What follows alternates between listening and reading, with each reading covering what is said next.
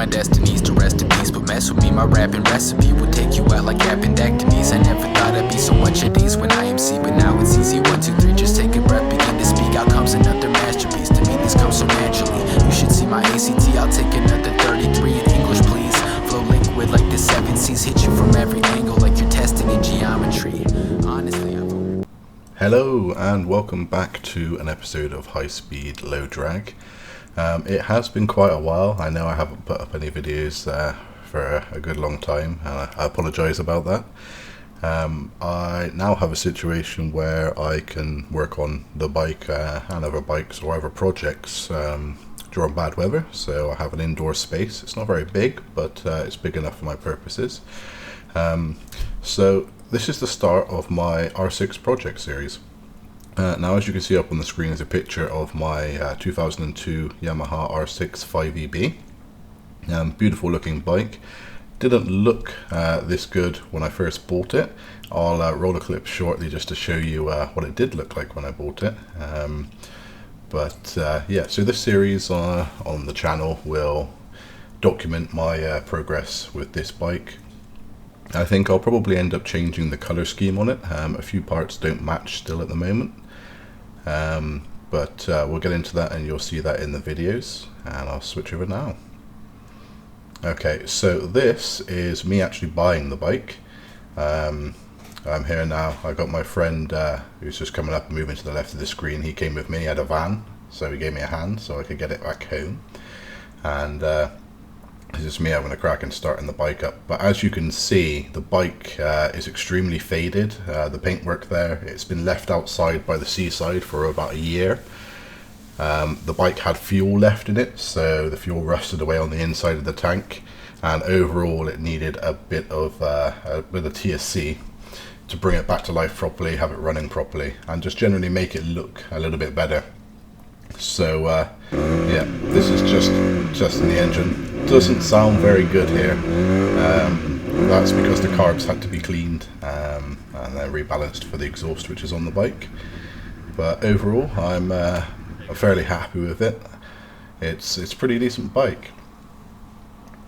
So here's a look around the bike, a bit of a close-up. I'll try and point out things as we go. So the paintwork, I totally redid the paintwork. I used spray cans for that, so it's not the best job in the world, but it's 100% better than what it was, as you saw from the previous clip where everything was faded. Now it's got a quad tip exhaust on there. It's a custom exhaust, so the rear section of the bike that usually housed the light, the under tray, was removed. And I stuck the decals on there as well, the R6 at the front and the Yamaha symbols.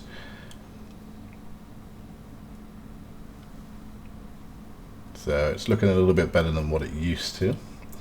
The seats also received a lot of sun damage and fading. They're quite worn, so they will need to be replaced as well, but that's something that's not too hard to do. I'm pretty sure I'm going to have a go at wrapping those in new leather myself, probably to match whatever color scheme I end up going with for the bike.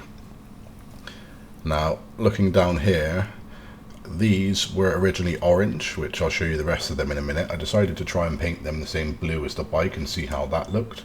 I'm not too happy with that at the moment. I think I'm going to send them white.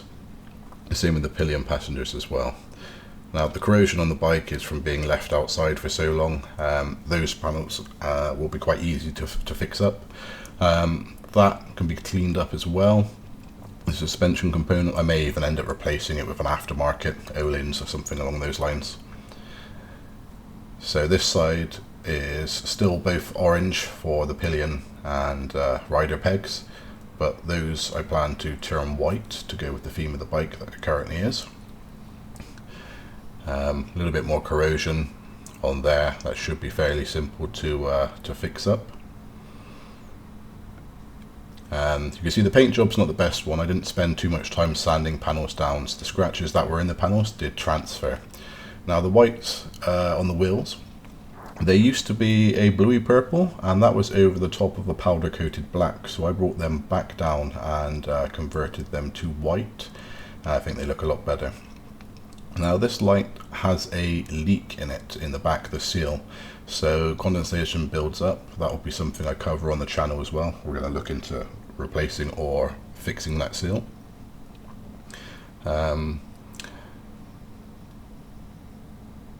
Overall, the bike's pretty good. I did knock off one of the wing mirrors, so I'm going to grab that now and show you what became of that wing mirror. It was me just not paying attention when I was getting the bike out of storage. So it's pretty damaged. I could probably fix it up and just put some new glass in. The only problem with that is using super glue or something similar wouldn't provide it with enough strength for me to actually adjust the mirror without snapping it off. So I do have 2 new mirrors coming, and again they may change color depending on what color they are, to match the bike. So here is a quick start up of the bike.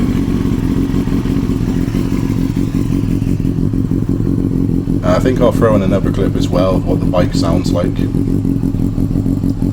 But as you can hear, she runs a lot better now than she did when I went to buy her. That's after the carbs have been cleaned and balanced. The fuel tank has been fixed, so there's no rust or corrosion in there. And new fuel filters and fit as well. So there is a small crack here in the fairing, the top fairing. That shouldn't be too hard to fix. I should be able to effectively glue that up and then use some filler, sand it back down. So that will be covered. Now we're going to have a quick look here. This is where a bolt snapped off. So I do have the tools to fix that, get that bolt out. And then, yeah, this got a little bit damaged along the way. But don't worry, we're going to fix this up. So the custom exhaust is the cause of this problem. It was hanging lower than expected, and I'm slightly heavy set, to be polite. And when I was bouncing up and down on the bikes at speed, it would strike the rear mudguard there and crack it and cause it to splinter. So I took that off, but that was a good comparison of the colors there, the old paint. Now I was just pointing out here the differences in the paint tone there. So as I said, not the best paint job in the world. It just looks a lot better than the previous one. There's some defects there with the paint. That's just me not taking my time first time around. But as I said, we'll be going through and doing a better job next time round for the paintwork, making sure everything's sanded down, smoothed and fillered out first of all. Here's the bike starting up again.